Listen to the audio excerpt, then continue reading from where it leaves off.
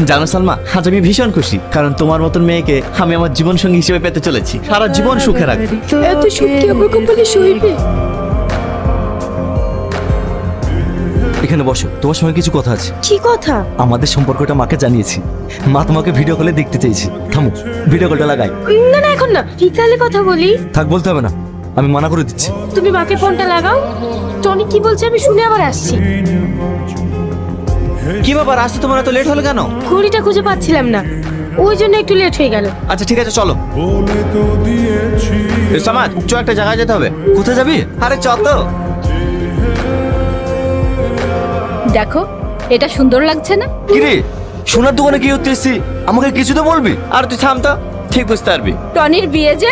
এই, তুই বিয়ে করছিস, আমাকে একবার জানানোর প্রয়োজন মনে করলেনি? আসলে তোকে সারপ্রাইজ দেবো বলে কিছু বলেনি। মেয়েটা কি, ছবিটা তো দেখাবি। এই যে সালমা, এর সঙ্গে